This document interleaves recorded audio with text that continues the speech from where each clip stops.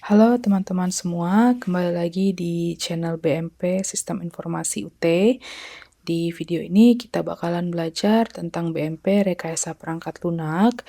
Kita akan menggunakan buku BMP MSIM 430301 dengan modul 1 kegiatan belajar 2. Baiklah, yang pertama dibahas di kegiatan belajar 2 itu adalah awal mulanya rekayasa perangkat lunak diperkenalkan. Jadi diperkenalkannya itu pada tahun 1968 sebagai solusi untuk krisis perangkat lunak, terutama terkait keandalan, biaya, dan waktu pengembangan. Oke, itu sejarah singkatnya ya. Lalu kita lanjut ke tujuan dan fokus dari RPL.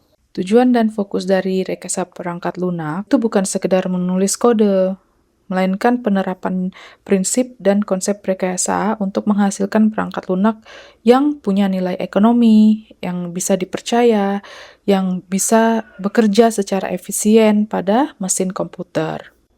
Namun ada masalah yang sering terjadi di dunia industri, yang mana banyak perangkat lunak yang sudah dibuat dengan susah payah, tapi akhirnya nggak kepake. Kenapa? Karena pengembang atau developer aplikasi itu seringkali lupa bahwa fokus utama dari sebuah aplikasi itu adalah kebutuhan customer, user, gitu kan ya. Bukan sekedar kecanggihan teknologi menurut versi pembuatnya atau developernya gitu kan.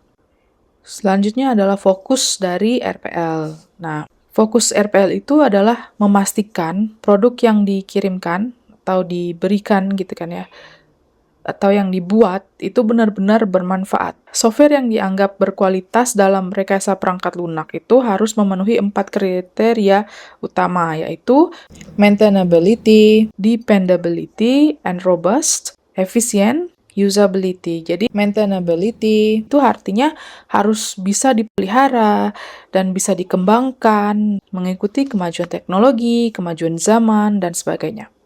Dependability dan robust itu artinya aplikasi tersebut harus bisa diandalkan dan tangguh dalam mendukung proses bisnis tanpa sering terjadi error. Terus efisiensi itu artinya efisien, jadi nggak boros sumber daya, baik dari segi memori aplikasi itu atau dari performanya itu harus efisien saat digunakan oleh user. Usability artinya bisa digunakan.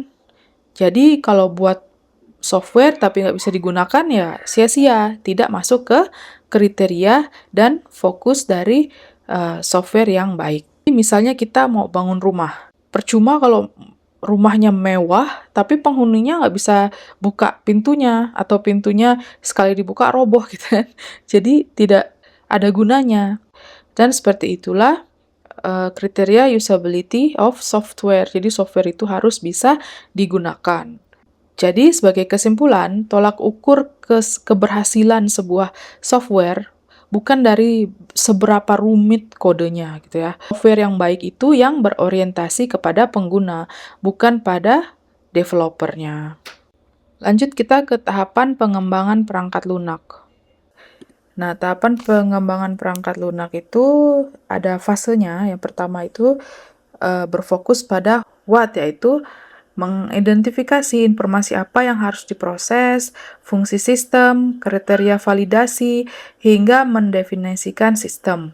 Yang kedua, fokus dari tahap pengembangan yaitu how. Jadi, menjelaskan bagaimana cara arsitektur diimplementasikan. Terus, yang ketiga adalah support. Jadi, apa yang harus difokuskan adalah perbaikan kesalahan, gitu ya, error-error yang ada di software, adaptasi, perbaikan yang diminta, dan perubahan akibat kebutuhan pelanggan. Terus kita lanjut ke tipe perubahan perangkat lunak. Nah, di tipe perubahan itu ada correction, adaptation, enhancement, dan prevention. Correction itu apa? Yaitu memperbaiki cacat atau kegagalan yang tidak disengaja di dalam software tadi. Terus adaptation, apa itu adaptation? Memodifikasi perangkat lunak agar mengakomodasi perubahan lingkungan luar seperti perubahan dari CPU, perubahan operation system, atau perubahan aturan bisnis yang ada gitu ya. Jadi softwarenya mengikuti perubahan-perubahan itu. Terus ada yang namanya enhancement atau penambahan gitu. Menambah fungsi atau manfaat yang diinginkan oleh pengguna. Jadi softwarenya ditambah fungsinya dan manfaatnya gitu, sesuai yang diinginkan oleh pengguna. Tadinya belum bisa scan, terus sekarang softwarenya bisa men-scan apa gitu. Terus yang keempat adalah prevention atau pencegahan. Jadi softwarenya itu direkayasa ulang atau re-engineering ya bahasa Inggrisnya untuk mencegah kegagalan.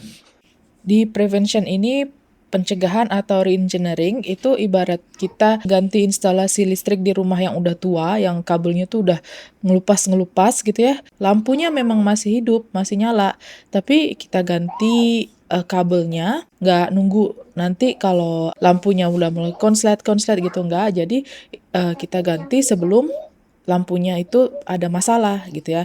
Ada konslet atau kebakaran di kemudian hari, itulah yang namanya prevention. Atau kalau di software gitu ya, ada yang namanya HTTP dan HTTPS. Jadi yang dulunya protokol keamanannya cuma pakai HTTP, terus diupdate menjadi HTTPS yang lebih secure. Kita lanjut di tantangan rekayasa perangkat lunak. Jadi ada 3 tantangan di dalam BMP yang disebutkan, yaitu pertama warisan, heterogenitas, dan pengiriman. Jadi tantangan warisan itu atau disebut juga dengan heritance. Jadi software yang dari zaman dulu sampailah sekarang itu kan tim di dalam pembuat software itu kan bisa jadi berubah, ada yang keluar, ada yang masuk baru, dan sebagainya. Jadi bisa ada ketidakpahaman atau perubahan tujuan dari tujuan awal software itu dibuat. Seperti misalnya Instagram gitu ya. Pertama kali software itu dibuat hanya untuk men-share foto-foto ya. Sekarang tujuannya adalah apa? Semuanya bisa di-share video dan sebagainya. Terus bisa iklan dan sebagainya gitu kan.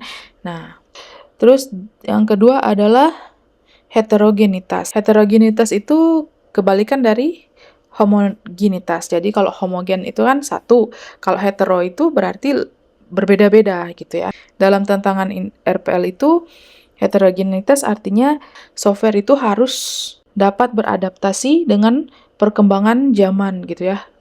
Perkembangan zaman yang terus berubah-berubah gitu kan. Tidak sama terus dari dulu sampai sekarang. Jadi berubah-ubah. Nah, software itu bagaimana caranya supaya bisa mengikuti zaman gitu, berubah-ubah gitu ya. Terus selanjutnya adalah tantangannya pengiriman atau delivery. Jadi software itu harus bisa sampai ke user gitu ya, dengan cepat, berkualitas gitu kan, dan terjaga, secure gitu. Jadi misalnya kita download di App Store gitu kan, atau di Google Play Store, sebuah aplikasi sampai kita download apanya semua itu bisa digunakan. Jadi bukan cuman kita download terus dibuka nggak bisa, error, crashing gitu kan. Nah, itu tantangan untuk sebuah software. Oke, selanjutnya adalah struktur aliran halaman web. Nah, ada 4 struktur dalam buku ini, yaitu linear, hierarki, grid, dan jaringan. Oke, kita masuk ke linear dulu. Struktur linear itu seperti ini ya, berurutan gitu. Linear berarti dia satu line gitu kan, berurutan, langkah demi langkah. Nah, gambarnya seperti ini bisa dilihat di sebelah kiri. Penggunaannya umum pada proses pemesanan atau aplikasi kompleks yang mengharuskan urutan tertentu. Nah, kelemahannya adalah dia tidak fleksibel. Contohnya adalah form pengisian data diri online atau form pengisian visa gitu ya. Kalau yang udah pernah, pokoknya mengisi-ngisi formulir online gitu kan ya. Dia kan dari satu ke halaman berikutnya gitu ya. Misalnya kita pertama ngisi nama, terus halaman berikutnya pekerjaan, halaman berikutnya misalnya data diri orang yang akan menanggung kita di negara tujuan seperti itu. Terus kita kelupaan di halaman pertama, ada yang kelupaan. Kita harus ngelewatin halaman kedua dulu, baru kita bisa ke halaman pertama gitu ya. Jadi agak lama gitu ya kalau pakai struktur linear ini. Terus yang selanjutnya adalah struktur grid. Nah, grid itu berbentuk horizontal dan vertikal. Bisa dilihat di sini, gambarnya seperti ini ya. Digunakan biasanya itu di aplikasi e-commerce, dashboard sistem atau aplikasi, media sosial, galeri foto, aplikasi streaming gitu kan. Kelemahannya membingungkan pengguna baru, kurang jelas alurnya, butuh perencanaan desain yang matang, tidak cocok untuk proses yang harus berurutan, dan rentan overload informasi.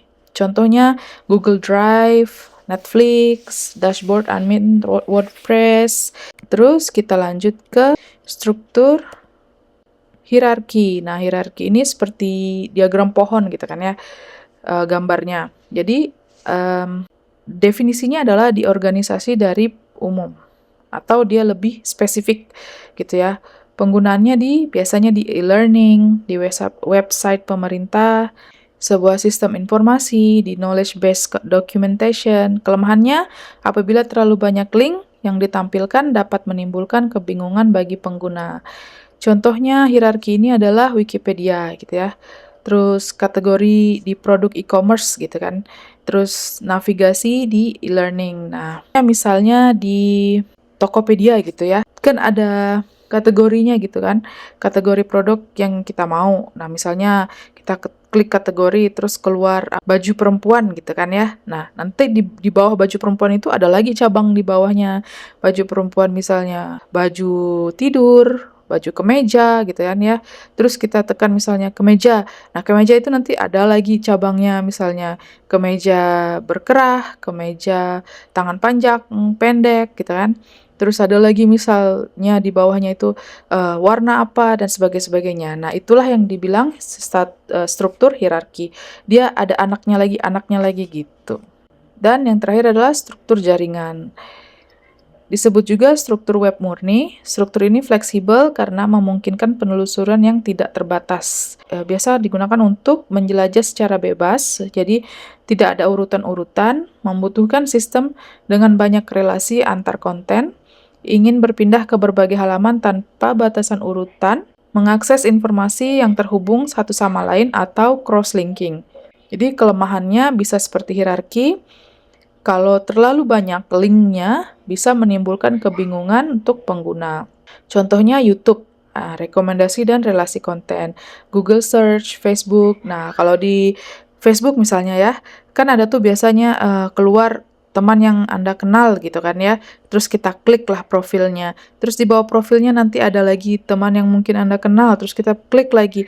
Terus kita klik. Akhirnya kita sampailah di mana gitu kan, profil siapa gitu. Nah, untuk kita kembali lagi ke profil kita hanya tinggal mengklik home atau profil kita gitu. Jadi kita nggak perlu balik ke nama sebelumnya, seperti itu. Itulah yang dibilang struktur jaringan. Atau di YouTube gitu ya, rekomendasi dan relasi konten. Nah, jadi kita buka rekomendasi video gitu kan. Kalau pertama kali buka YouTube banyak tuh rekomendasi videonya. Kita klik lah. Di bawahnya itu ada lagi banyak lagi kan video-video rekomendasi gitu ya yang bisa kita klik dan kita tonton lagi. Terus nanti di bawahnya ada lagi dan sebagainya. Untuk kembali ke home, ke page pertama yang kita buka ya kita tinggal klik home tadi kan di bawahnya gitu. Terus kembalilah semua ke beranda kita. Terus atau kita kembali ke profile gitu. Jadi tidak ada urutan yang baku gitu ya. Jadi struktur jaringan adalah struktur yang fleksibel dan tidak terbatas. Oke, kita sampai ke recap. Nah, tadi yang kita pelajari yang pertama adalah tentang awal mula rekayasa perangkat lunak yang diawali pada tahun 1968. Selanjutnya adalah tujuan dan fokus dari rekayasa perangkat lunak, di mana prinsip dan konsep rekayasa perangkat lunak itu adalah untuk menghasilkan perangkat lunak atau software yang punya nilai ekonomi yang bisa dipercaya, yang bekerja secara efisien pada sebuah mesin komputer. Dan punya kriteria yang mana software itu harus punya maintainability, artinya bisa terus dipelihara, bisa terus di-maintain, dan dikembangkan mengikuti kemajuan teknologi.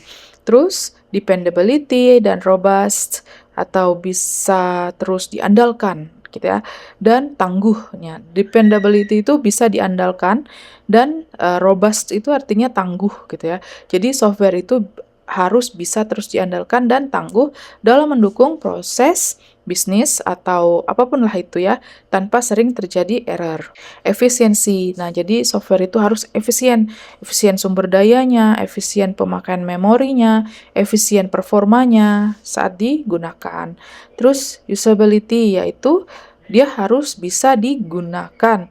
Jadi walaupun dia itu bisa dipelihara dan tangguh dan efisien, tapi kalau nggak bisa digunakan ya sama saja. Seperti tadi contohnya, kita punya rumah mewah, tapi pintunya saja engselnya copot ketika dibuka, jadi useless gitu kan ya. Nah, makanya dibilangnya usability, harus bisa digunakan. Selanjutnya yang kita bahas tadi adalah tahapan pengembangan perangkat lunak. Jadi tahapannya tadi ada tahu informasi apa yang harus diproses, terus fungsi sistemnya nanti untuk apa, hingga bisa mendefinisikan sistem. Terus juga fokus dari how. How itu jadi bagaimana cara nanti softwarenya itu diimplementasikan, terus ada detail prosedural itu bagaimana caranya, terus bagaimana kita mendesain antarmukanya, bahasa pemrogramannya, dan pengujiannya itu nanti bagaimana. Terus support, nanti kalau ada error itu bagaimana cara perbaikannya gitu. Terus adaptasi, perbaikan yang diminta, dan perubahan akibat kebutuhan pelanggan. Lalu tadi kita juga berbicara tentang tantangan RPL. Yang pertama adalah heritage atau warisan. Jadi software itu ada tantangannya ketika dari zaman dulu sampai sekarang tetap berlangsung gitu ya, up softwarenya. Tantangannya adalah dalam tim, karena timnya di dalam itu bisa berubah-ubah. Bagaimana caranya supaya software itu tetap ada di istilahnya lingkaran gitu ya. Walaupun di dalamnya itu bisa belok kanan kiri, tapi tetap ada di lingkaran, tidak berubah seutuhnya. Tantangannya yang kedua adalah heterogenitas, yaitu bagaimana software itu harus bisa beradaptasi dengan perubahan-perubahan yang ada, perubahan teknologi, perubahan zaman, perubahan pengguna gitu kan ya. Bagaimana caranya software ini tetap bisa bertahan di perubahan-perubahan yang terjadi. Terus delivery, bagaimana software ini sampai ke user dengan cepat, dengan berkualitas, dan secure gitu. Terus yang selanjutnya adalah kita belajar tadi tentang struktur aliran halaman web. Nah, ini gambarnya ya, sebelah kanan struktur aliran linear, terus grid, terus hierarki, dan jaringan. Jadi linear artinya berurutan seperti kita mengisi formulir online gitu ya, dari page 1 to page 2, page 3, dan sebagainya. Jadi kalau mau kembali ke page 1 dari page 3, kita harus melewati page 2 dulu, halaman kedua dulu, baru bisa ke halaman pertama. Terus selanjutnya adalah grid, di mana dia itu seperti ini ya, grid ini. Contohnya misalnya e-learning gitu kan, kalau kita buka dashboard, terus kita klik course yang kita ambil gitu kan, nah itu kan bentuknya seperti grid itu. Mata kuliah ini, mata kuliah ini, mata kuliah ini, seperti itu kan, jadi bentuknya itu seperti grid. Nah, kalau diklik langsung ada link selanjutnya.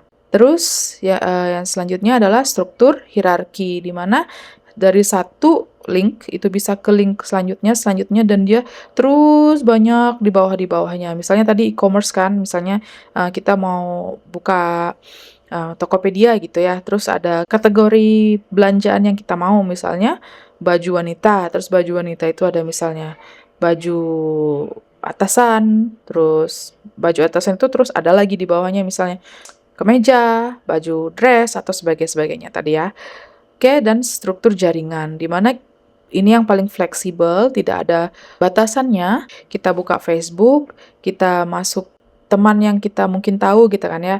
Terus kita masuk lagi dari teman yang mungkin kita tahu itu, masuk lagi ke nama yang lain, terus nama yang lain, nama yang lain.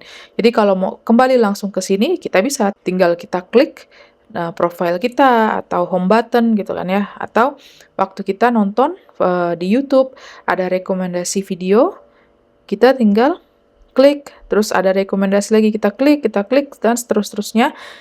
Tapi kalau mau keluar dari video terakhir itu, mau ke home gitu, kita tinggal klik home button atau profile kita. Nah, seperti itu ya. Baik, terima kasih teman-teman. Sekian dulu video ini di kegiatan belajar 2 modul 1 rekayasa perangkat lunak. Jika saya tadi ada menjelaskan yang salah-salah, mohon dikoreksi di kolom komentar. Jadi kita bisa belajar lagi sama-sama berdiskusi. Jangan lupa untuk subscribe dan share videonya supaya bisa lebih bermanfaat untuk teman-teman mahasiswa yang lainnya. Terima kasih, sampai jumpa di video berikutnya.